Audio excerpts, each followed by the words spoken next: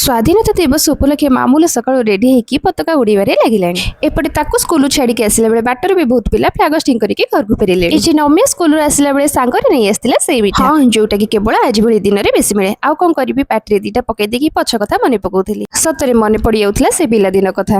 ମା ଝିଅ ଟିକେ ଖାଇସାରିକି ବାହାରିଥିଲୁ ମାର୍କେଟ। ଆଉ ସ୍ୱାଧୀନତା ଦିବସ ଉପଲକ୍ଷେ ମିଳୁଥିଲା ବହୁତ ସୁନ୍ଦର ସୁନ୍ଦର ଜିନିଷ, ଯୋଉଥିରେ ମାମୁଲ ବାଜିଥିଲା ଏଇ ଚାକିରିଟାକୁ। ପିଲାମାନଙ୍କର ତ ଏଇଥିରେ ହିଁ ଖୁସି।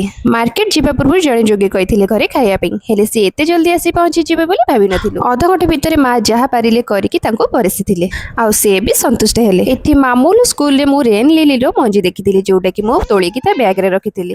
ଆଲୋ, ମୁଁ ଏପଟରେ ମଞ୍ଜି ଦେଖିଲା ବେଳେ ସେପଟରେ ମୋ ଝିଅ ବି କୋଉଠି ମଞ୍ଜି ନେଇ ଆସିକି ମତେ ଦେଖଉଛି। ସତରେ ଆଜିକାଲିକା ପିଲାଙ୍କୁ ଆଙ୍ଗୁଠି ଦେଖେଇଲେ ବ୍ୟାଗ ଗିଳିଦେବେ। ହେ ଭଗବାନ।